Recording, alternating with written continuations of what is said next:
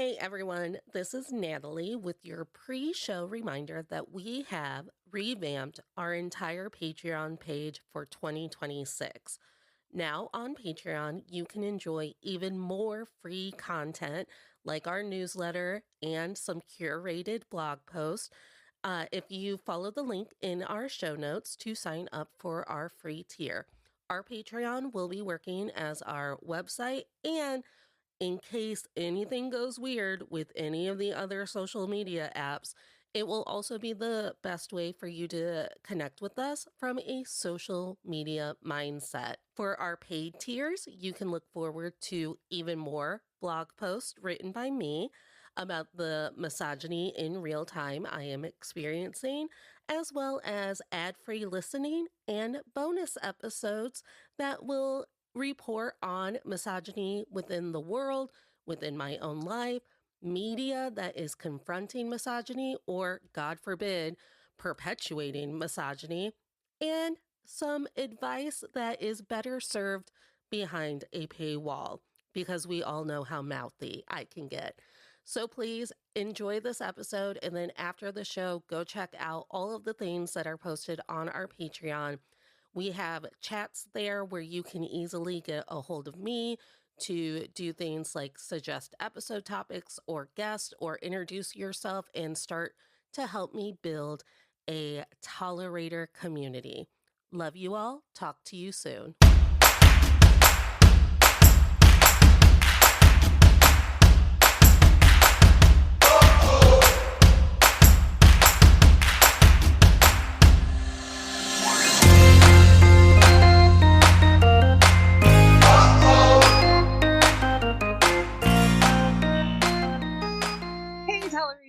This is To All the Men I've Tolerated Before with Natalie Katona, your weekly look at everyday misogyny. Today, our guest is Megan, a stand-up comedian from Chicago I am desperately hoping to spend some in-person time with. I don't know if you knew that this was part of that. Totally. I'm a train away. I can get to the city whenever I want. Get here. We're going to hang.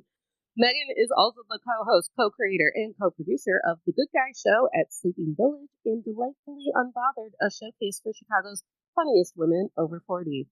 Today, we're going to be talking about what the hell happens when you're technically attracted to men, but have no interest in building relationships with men. Welcome, Megan. Thanks for having me. This is my favorite thing to talk about right now, so I'm really excited to get into it. It's also TikTok's favorite thing to be like, oh, yeah, everyone's mad at men. Well, I mean, I'm not on TikTok because I'm a woman of a certain age, and I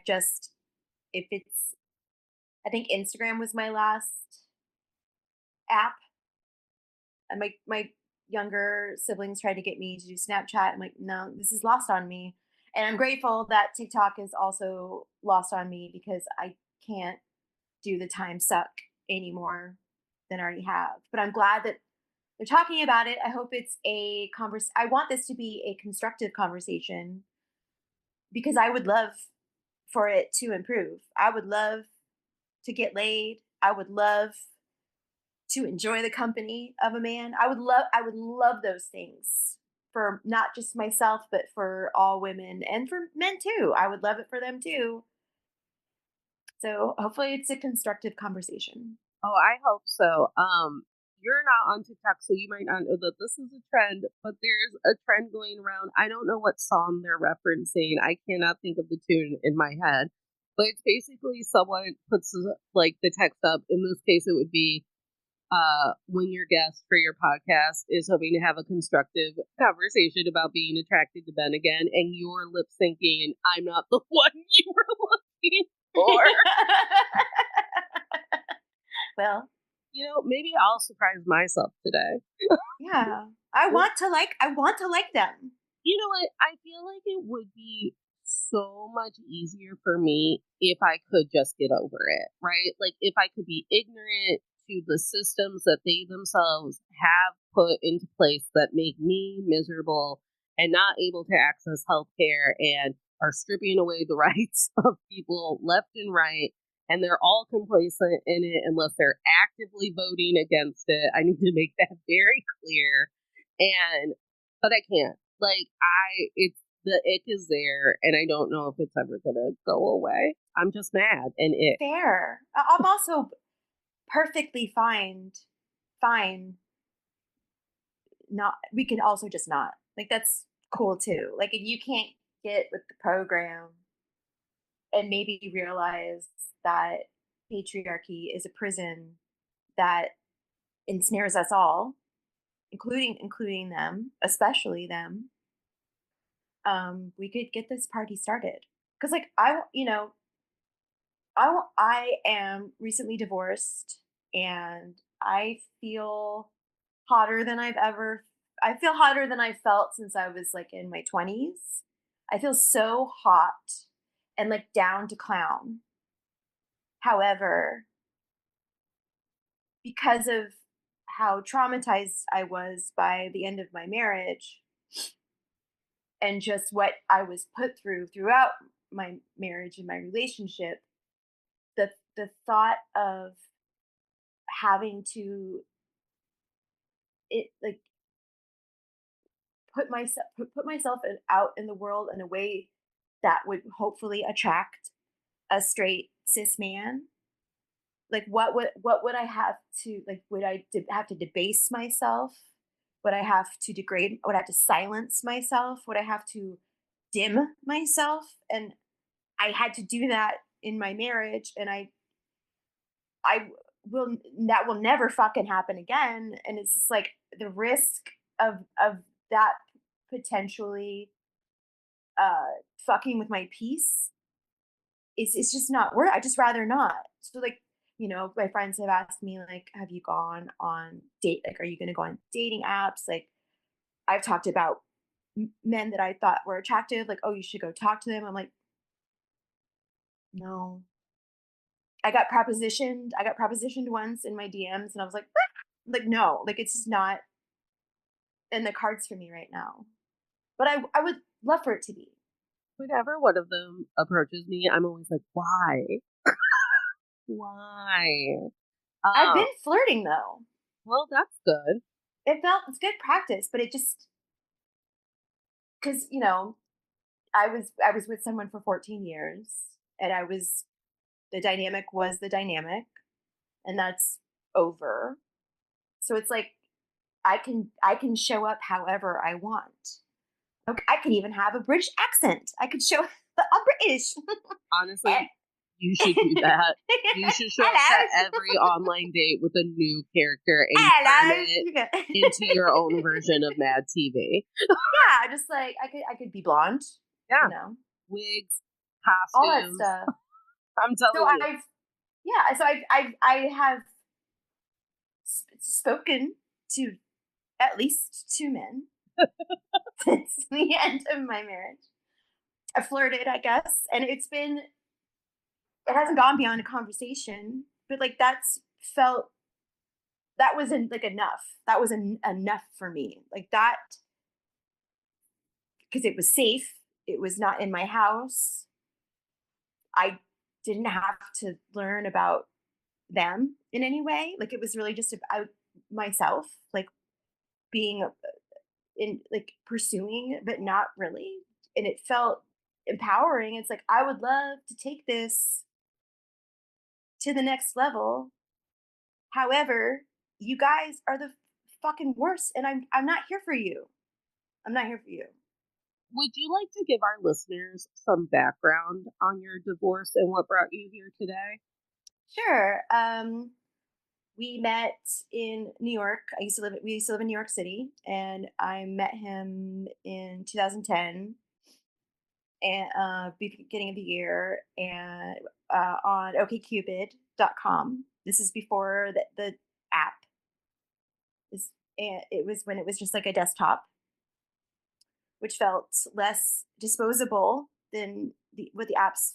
I've seen a friend shown me Tinder before, and it's just like I don't feel like I translate well in that way. I'm like, I don't think it would work for me anyway. Like I like when I'm trying to like ingratiate myself to get some like guy I wouldn't piss on if he was on fire to like take me to drinks. Like I think I'm all set on that. Like this doesn't feel right. But anyway, okay, Cuba was fine. We met. We fell in love pretty quickly. He was younger than me. We had a long distance thing for a while because he went to South Africa, and I didn't have a lot of experiences before because I didn't have a great like I was raised on television. Like TV like taught me my worldview, and I'm 45, so John Hughes taught me a lot about sexuality and gender, and I didn't really have any role models to what like a good dating experience would be like, what a good relationship would look like. Um, women in those movies were like very passive, like there just wasn't a lot of agency. And like sex was just something that just like happened on you, like not something that like you could actually pursue and derive pleasure from. And I also was in my 20s during the 2000s, which I should get a fucking gold medal for surviving that. Yeah, we should. It should be, I should, my portrait should be in a hall somewhere. So uh, I didn't have a great,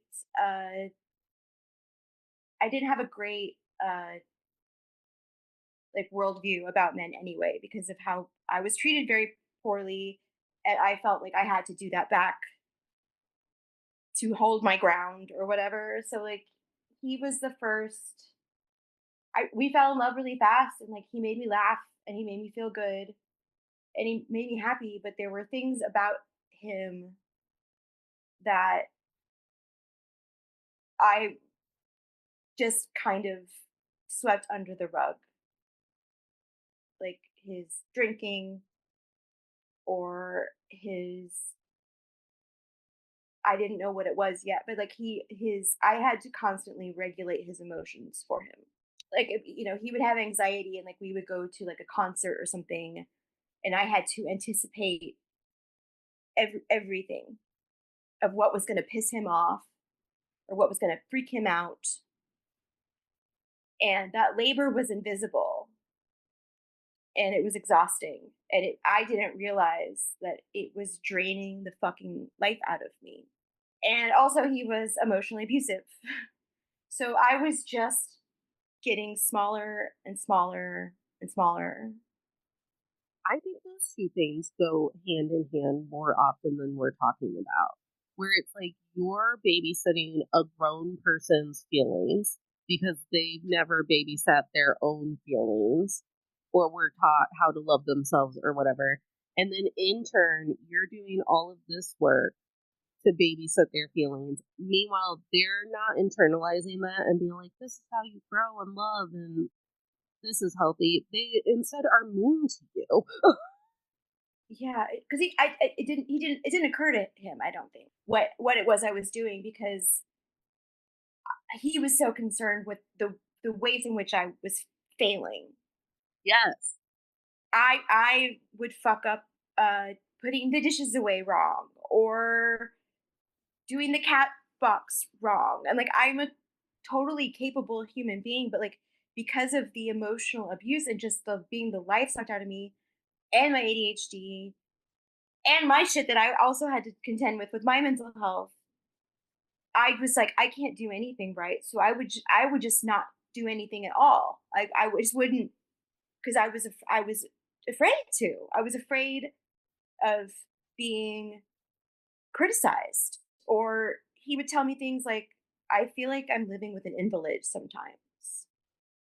And I'm like, you, in not realizing, I'm like, you made me this way. You made me this way. You're an Like, emotional invalid. How yeah, about that one? you shrunk me into a shriveled husk of a person. And I think it's so hard to vocalize that feeling to people who don't get it. And I've talked to like women who are older than us who also went through a very similar first marriage. And they're like, and then you go and you talk to your mom or your friends or your sisters about it, and they'd be like, is that even classified as mean? Because like there's always someone who's doing something meaner Yeah. to Like, someone. yeah, he didn't yell at me. He didn't hit me. He didn't he's the things he said were not, they were off sometimes cruel, but like it's not this like cartoonish, image of like a lifetime of what an abusive husband looks like. But like I in 2020 during the pandemic on Easter Sunday, he spoke to me. I was asking about laundry and he was like, "Leave me the fuck alone." And I felt unsafe in my home.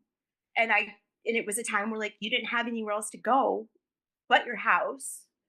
So I was like, I can't go anywhere and I don't feel safe here.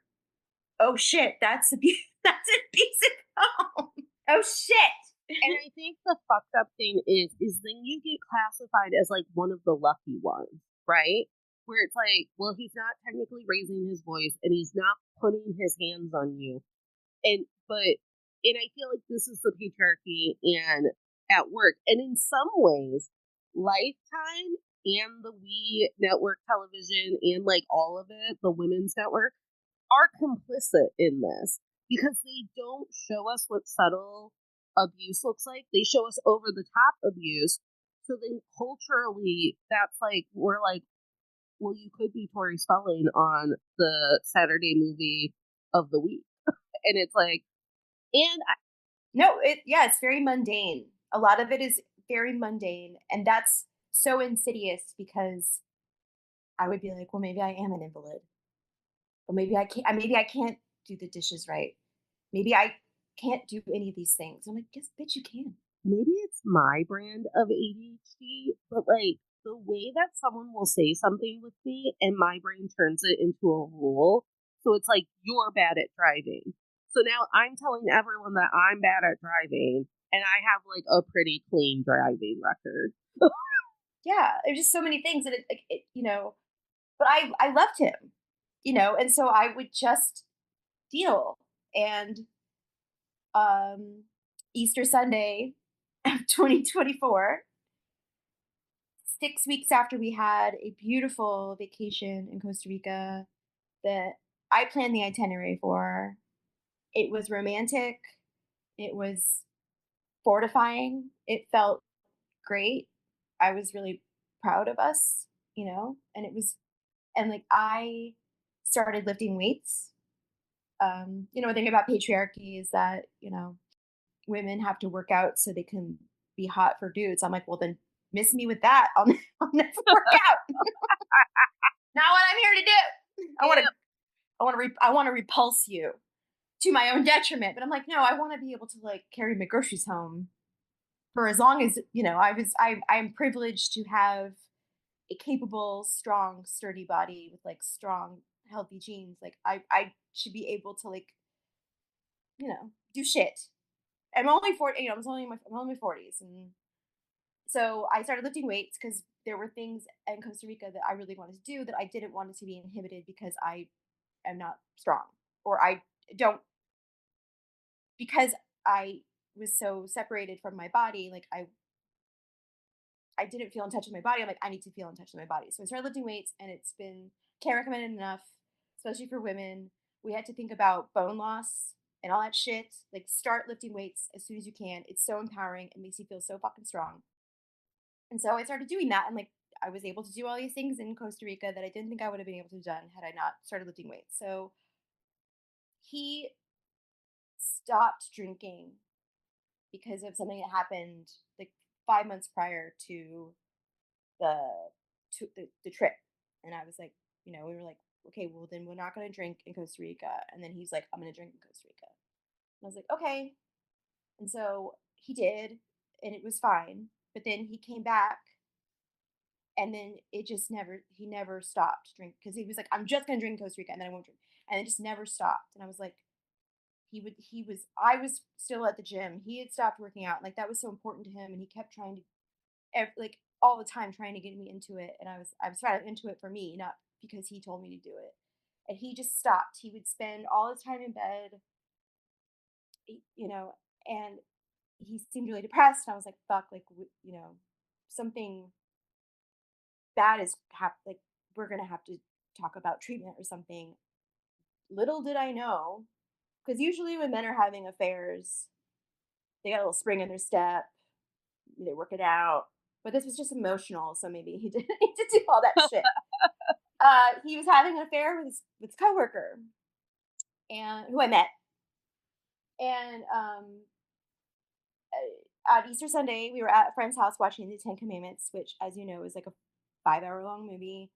And we're on this long sectional couch at our friend's house, and he is right in front of me. And I'm not looking because I don't care. I trust him. He can do whatever he wants, But he's messaging. He's on an app I don't recognize, messaging someone for hours. And I was like, huh, interesting. Because, like, I'm cool. I should be a queer person. Like, it doesn't make any sense that I'm not queer. Like, it doesn't add up. It's proof that it's non-choice. Because, as I said, like, I'm not here for straight men, gay men. I'm here for all the live long fucking day. Like, gay men raised me, besides John Hughes, but John Waters has a lot to do with who I am, and PB Herman. Anyway, and I could have, if he had come to me and been like, hey, I'm having feelings. I'm like, oh, if you need to have a girlfriend, like, maybe we can open that up. Although that's not how you open a relationship, because Right, not in a panic state, yeah, or but not like, I want her, so let's open it. It's usually like, before you meet someone, you start feeling that way. Is how it's supposed to go. But anyway, he fucks up about shit like this. Like, I could have been cool about it, so I was like, I'm gonna lob him just some softballs about how I feel about emotional affairs. I would much rather you bone someone in just have sex. I understand that. get it out of your system. I get having the hots for someone, and I that is something I can understand. That is something that is much more forgivable to me than an emotional affair, because you are bleeding me fucking dry of all of my emotion, all of my emotional labor, all of my energy, and that's still not enough. That's still not enough for you. You got to go find it somewhere else. So he just wouldn't take the bait. He would not. And it was the night of the eclipse in April of last year, and we went to dinner, and it was nice. And then we came home, and I was tired. We were in bed, and he was like, "Is it okay if I listen to music while you sleep?" I said, "Sure, that's fine." He's messaging her in our bed next to me, and she's like painting or something, I guess, and he's like making a playlist for her. So I hear Jeff Buckley, and I'm like, I know what the fuck is going on, and my body seizes. My body is like, what the fuck is he doing? It's like, go hide in the bathroom. Like, go be ashamed of what you're listening right here next to me. That's bold, bro. And also, like, you don't give a fuck about me. Wow. And like that, I I I said something, and he still wouldn't say anything. And then he's just like, "Oh, we're in love," and I've never felt this way about anyone. And it's his coworker, and he works at a very toxic work environment, and you develop feelings. I understand that.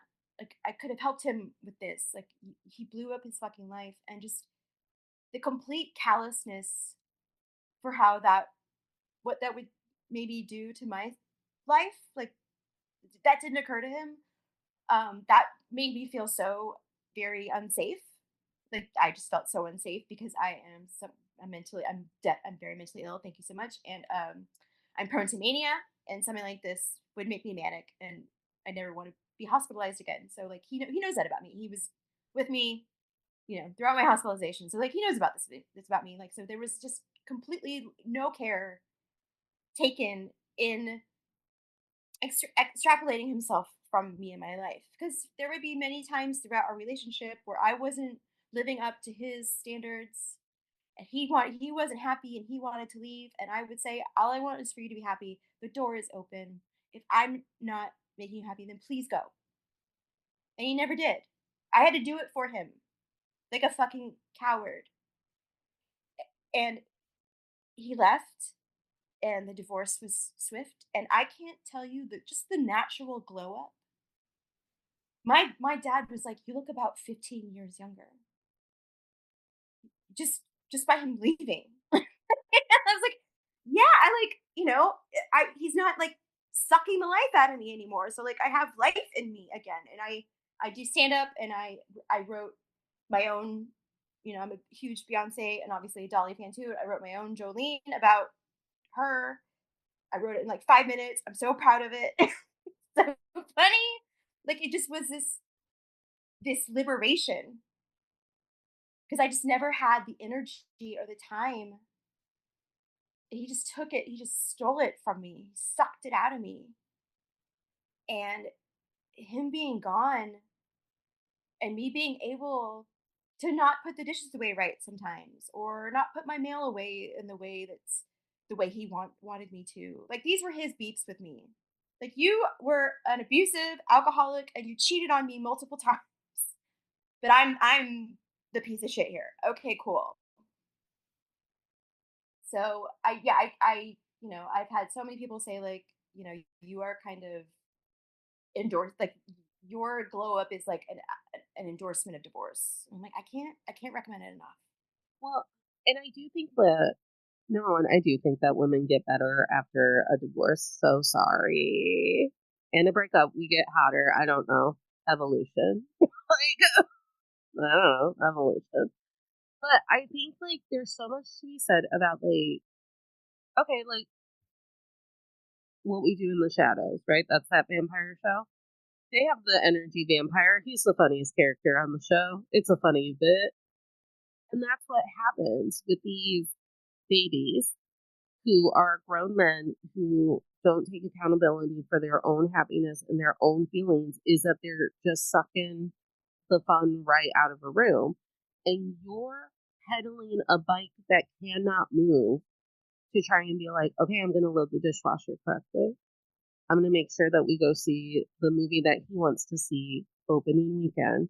Make the dinner. We're always going to Taco Bell because he prefers it over, McDonald's or whatever.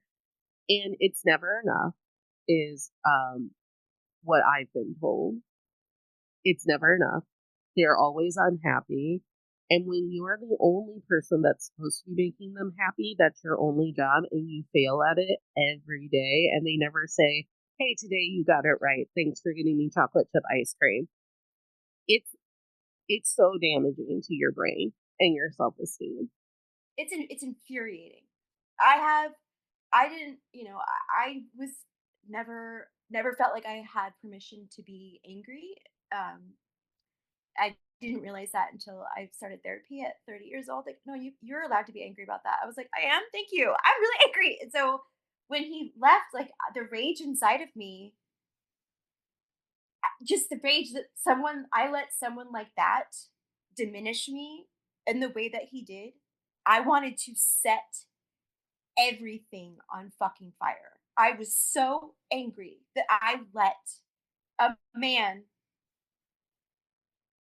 dim me that way. I don't know if you watched The Valley when. Of course I watched Brittany. The Valley. I finished You took away my sparkle. You took away my sparkle. Raw and hell. Raw and hell, obviously. Obviously. What would possibly get a raw and hell tattoo?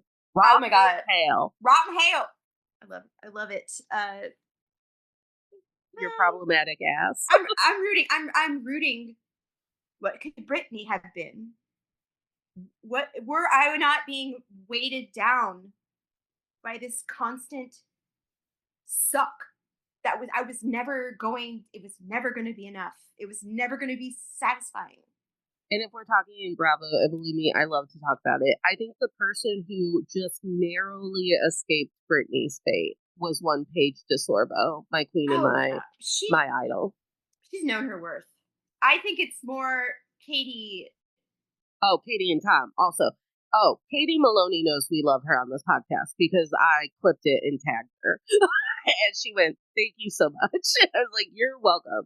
You win." That post-divorce glow up might be why I came out of the closet. Like, It I was was so like, I was like, "You're hot. Like, your haircut is so hot." Am I bisexual? No. Sadly, I'm not, sadly. I really like a hairy chest. It's Burt Reynolds' fault, I think. probably. And that was also propaganda that we were fat in the 80s. The fucking Reagan era. Anyway. But Paige was in a relationship again where it was almost like Craig kept making her believe that he was making the sacrifices and the concessions because she didn't want to have his baby.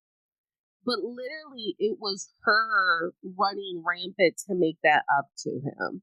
And I could see it because I know that relationship dynamic.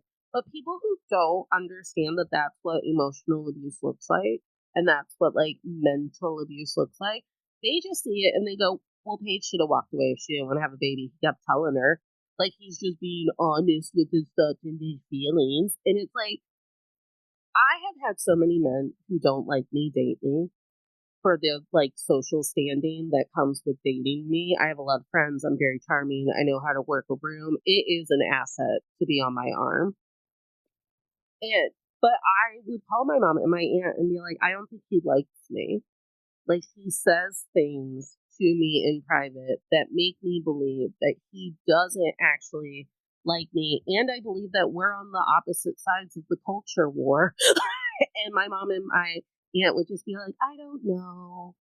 Is he really being mean or are you reading into it? I do feel like women in our age bracket and younger are getting better at spotting it. But I still think that when you're in it, it's so hard. I once had like a friend tell me that she made a list of all the mean things that her boyfriend used to say to her, and she'd tell herself things like, when it gets to 25, I'll stop. I'll break up with him. And I'm like, why would it ever be at 25?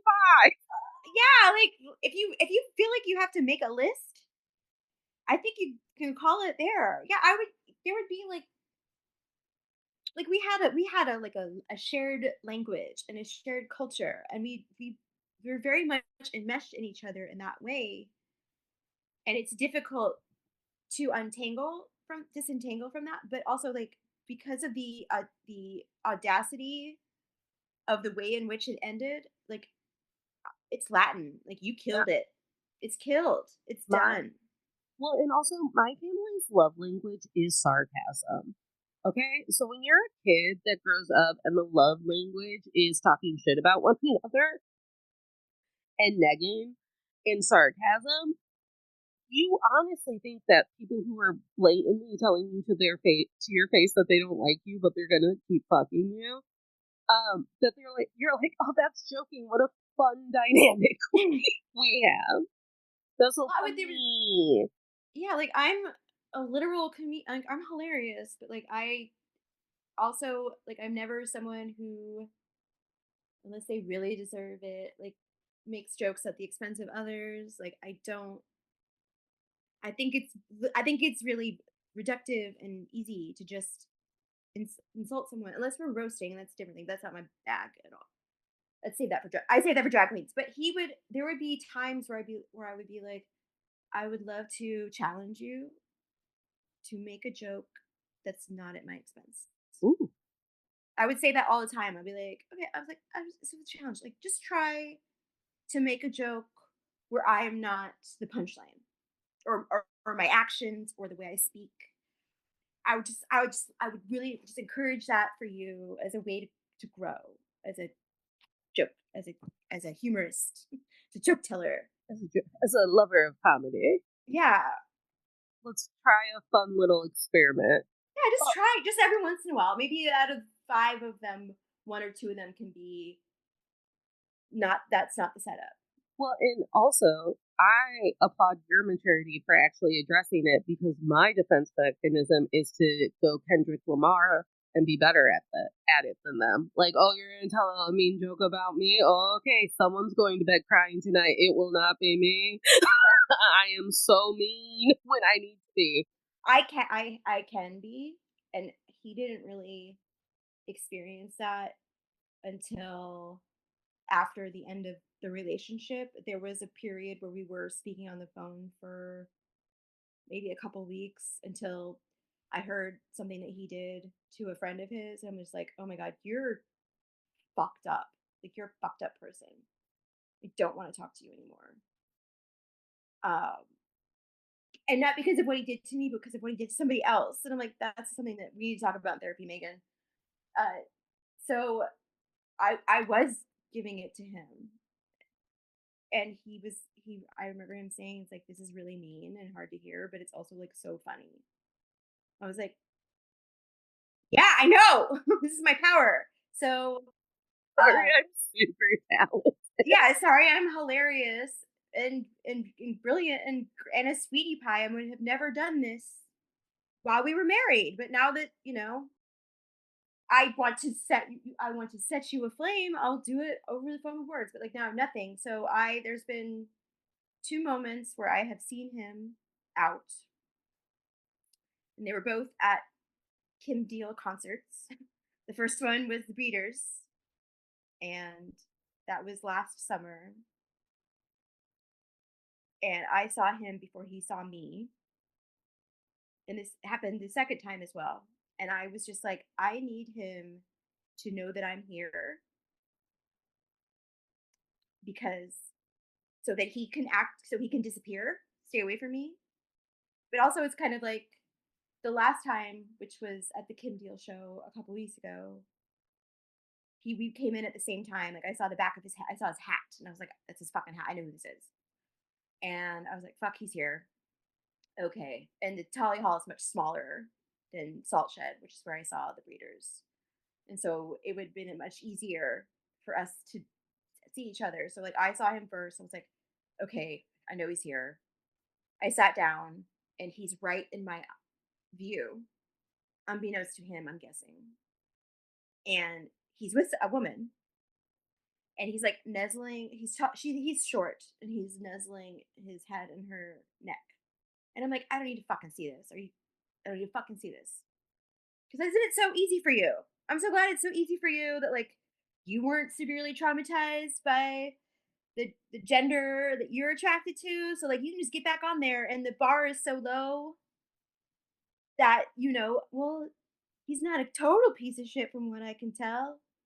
It should be fine, and like you can get women to have sex with you. Like, I love that. That's so easy for you. So, but I needed to know that, like, him to know that, like, I'm there.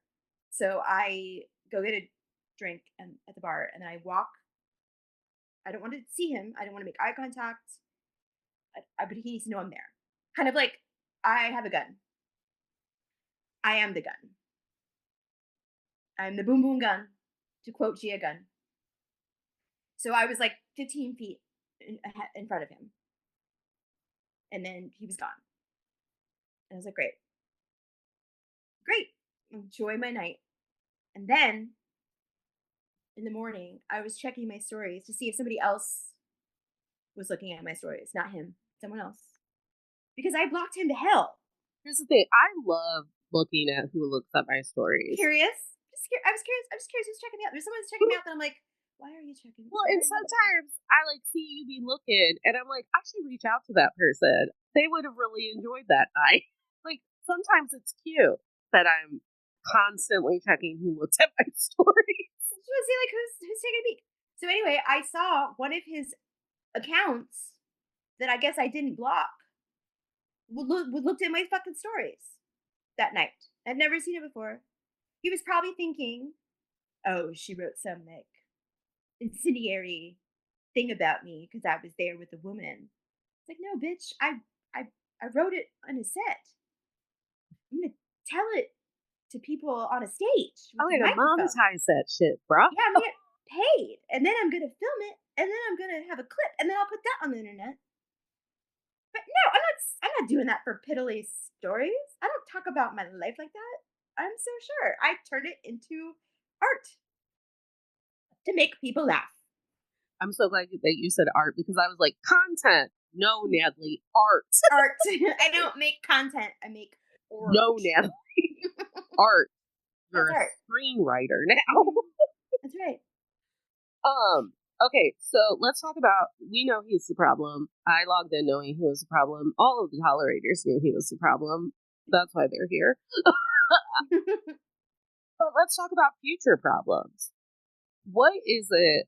What is your biggest block when it comes to, unfortunately, just like Sabrina Carpenter, I am attracted to men. I desperately don't want to spend time with them. Is it A, mostly the trauma from your ex? B, how hyper aware we are currently of patriarchy, racism, capitalism, and everything else that's killing us? C, the manosphere. D, all of the above. Well, I think for me personally, I mean, that stuff is always going to exist. I keep getting reminded how misogynist the world is out in all different kinds of ways. So, like, I've been knowing that.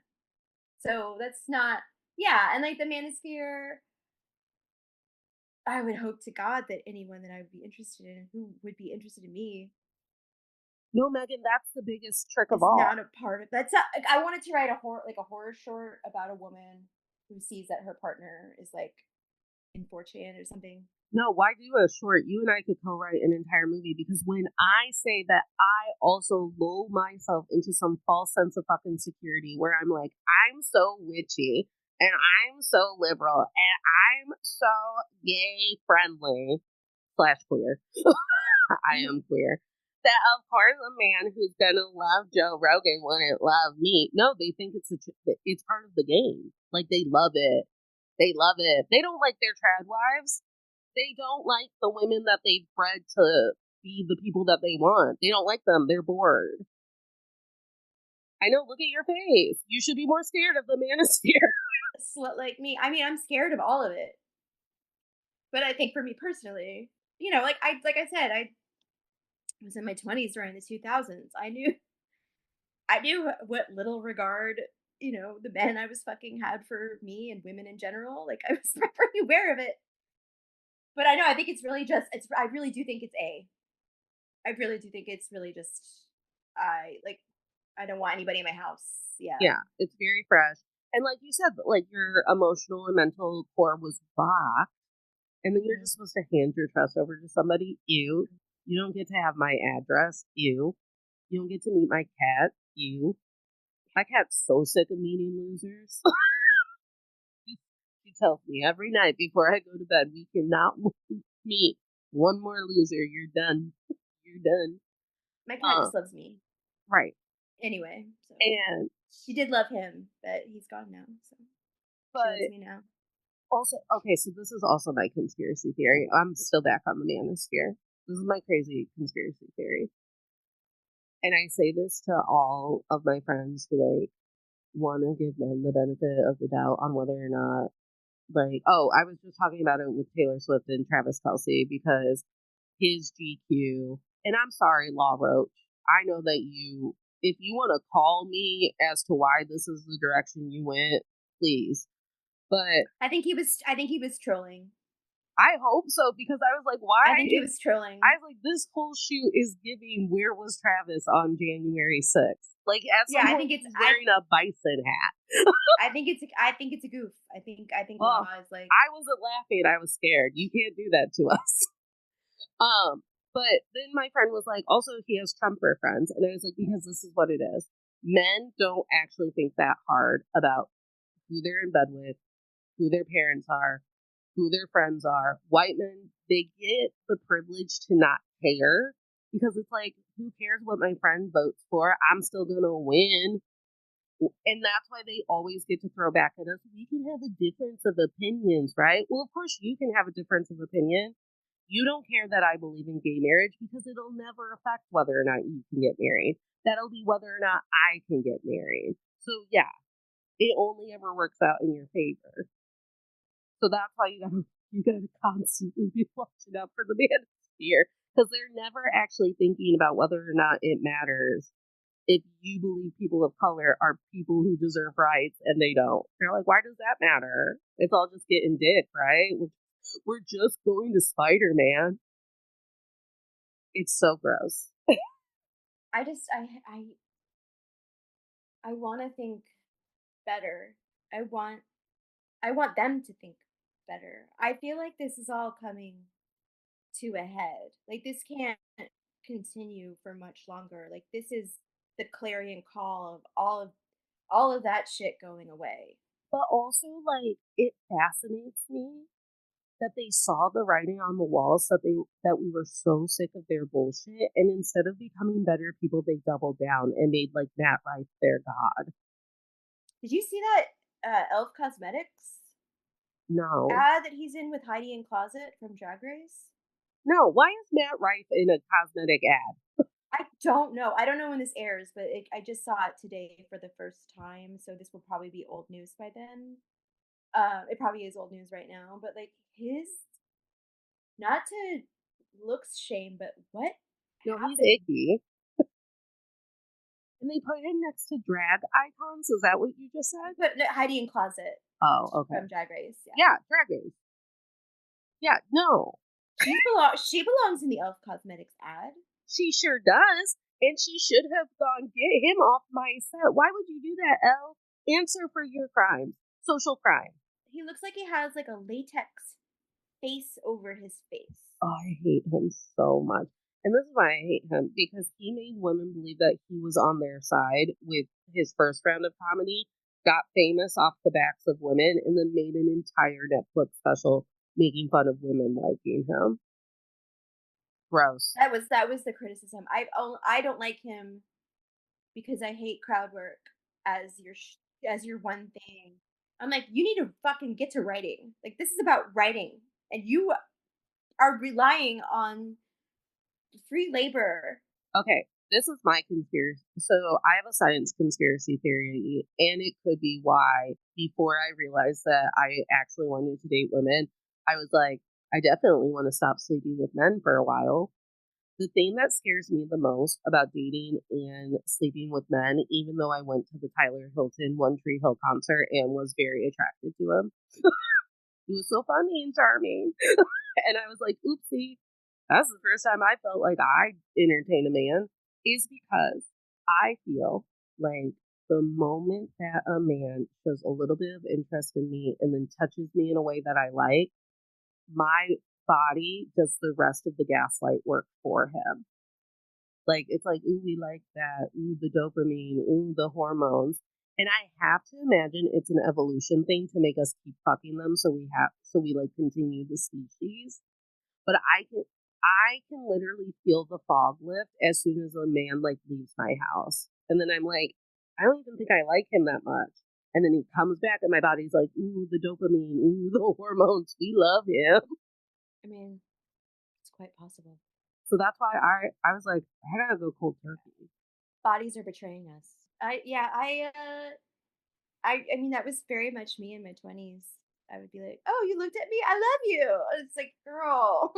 And then because I've never been married, I went through it again after the pandemic because I was what Grey's Anatomy eventually taught me, touch starved, which was a medical condition I guess we had after the pandemic. It's a real thing. I get massages once a month now because I'm like, God, I need someone to touch me. Not in a creepy way, like not in a sexual way, but like I just need to feel that because I'm not seeking it in other ways. And I do go through such big gaps between relationships because like I'm so loud and abrasive. And I just feel like dating was never going to be my skill set. But I do go between like gaps that I probably am touch starved a lot of the time. And that's why I made friends that were okay with hugging. I was like, what if we hug? What if we hug so I don't date losers? Because my body is never lit up by the human touch. Save me. Like my cat like cuddles. Like, it's the saddest thing I've ever said. But like my cat is very affectionate with me, but like that's not a substitute, and It's different. it's very different, and it can't be. That can't be enough. Like I'm going to need eventually to get laid again. I have a bomb ass pussy, and I'm depriving the world of it. I'm being very selfish. Pop it out there. I know, but like I just would love I talk about this in my one of my sets. Like, I would love nothing more than just to make eyes at a man and just like go behind the bar and just go to town on each other and then just and shake hands and walk away. Like, I'm not, yeah, I'm not interested in getting to know you. I'm not interested in like your origin story. I don't want to know your lore. I could not be bothered to give a fuck. I don't care. But I do want to feel your body on me. I would like that. What if you reverse engineer Tinder? You're the one holding the giant fish in front of a boat. Mhm. We now know that you're the fuck boy. You take it back. I'm the captain now. And you start fucking people and not calling them back. Yeah, and like the profiles are like the most minimal non-answers, just no effort whatsoever. Because eventually you can save the world. Okay? Eventually, through enough therapy and enough time between this divorce, we'll start saving the world again. I don't want you to. Yeah, Don't worry about that right now. I think you should reverse engineer it. You become the fuck boy. that'd be great. I think that's That'd be still great. technically feminism. That's equality. I think so. Yeah. And not, I wouldn't be disrespectful. I I think would it should, be and I I think would it should be be really funny. honest about my intentions. I think it should be like a stuffed fish, like a stuffed animal that you can get Like at Bass Pro. plush, like a plushie. Yeah, they make real realistic ones at Bass Pro, and you just Okay. stand in front of Lake Michigan with this fake ass fish, Like a marlin. like a marlin. Caught this shit in Lake Michigan. I caught a marlin. And what are some other stupid things? You put on basketball shorts and stand with like 18 of your other indistinguishable friends. So I have to Cool. figure out which one you are. Amazing. Amazing. I mean, I wish. Do you know what sniffies is? No, Heard of what's sniffies? Well, when misogyny is vanquished, we'll get to have sniffies. It's a hookup app, but it's, Grinder.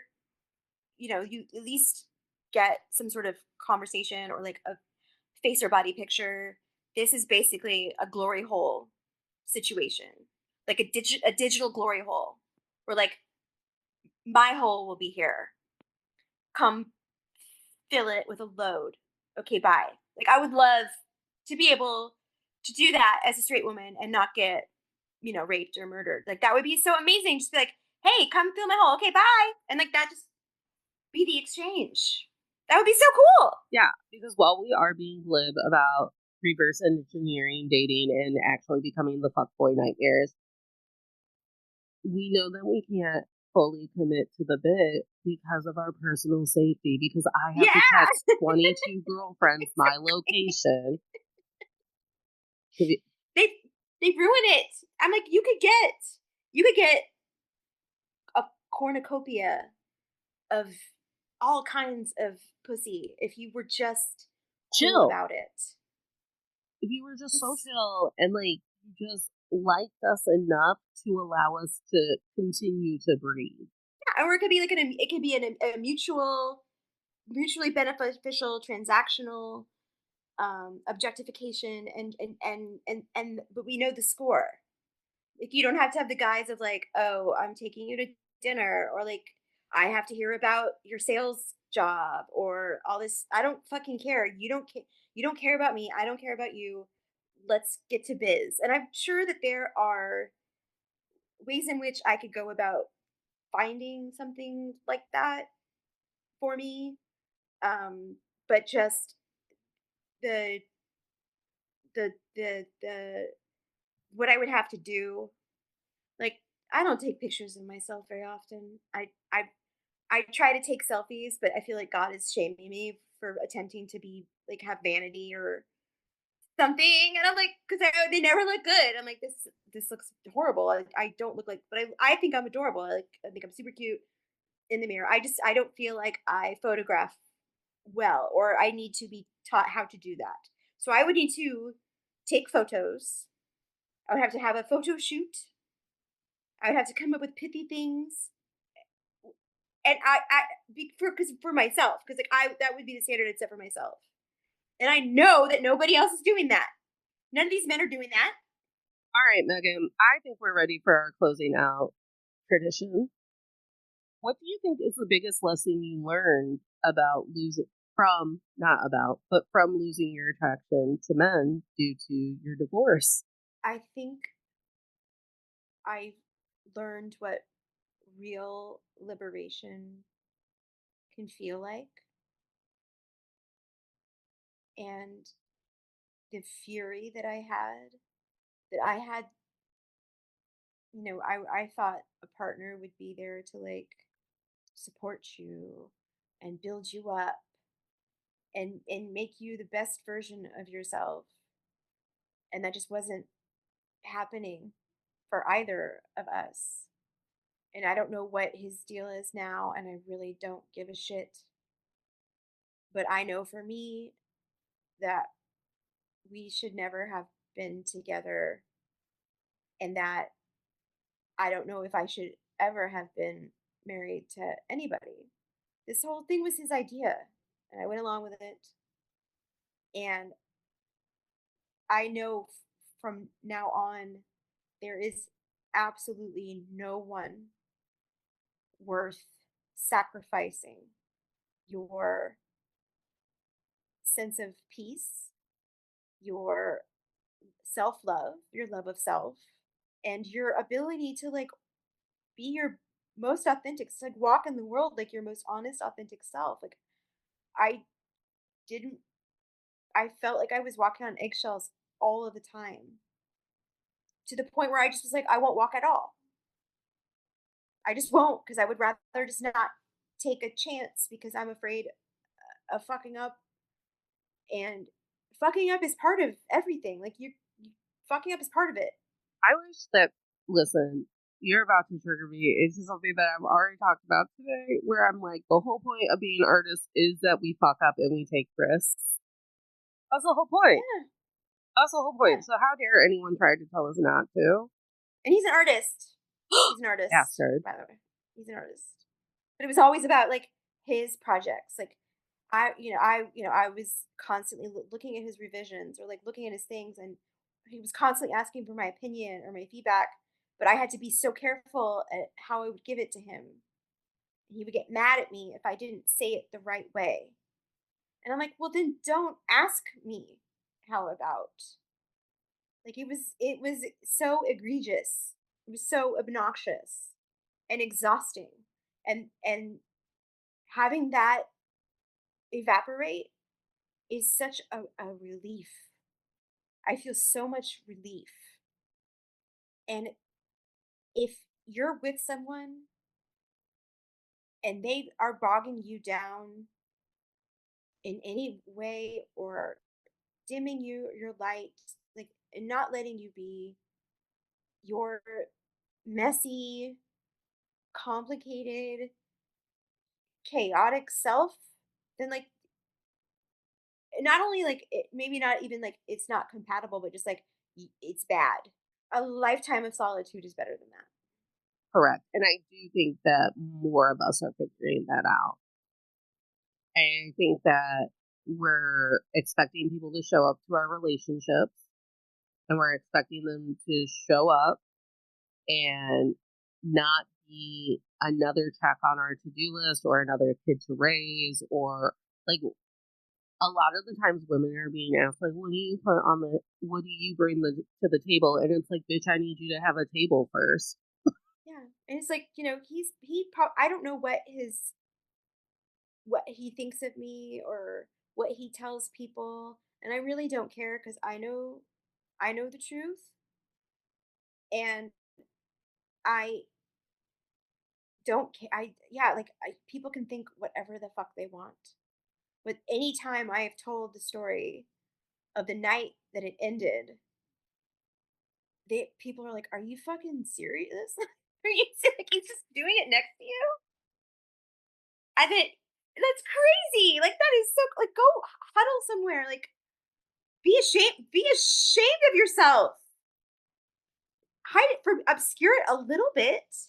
What would you like to manifest for the general energy, collective, spirit, whatever you'd like to call it? Well, I would love for my dream of slaying patriarchy to come to fruition in a meaningful, systemic way. Yeah. I Hell want yeah. the dinosaurs to die and go extinct. I want the people, I want, you know that poem, I Want a Dyke for President?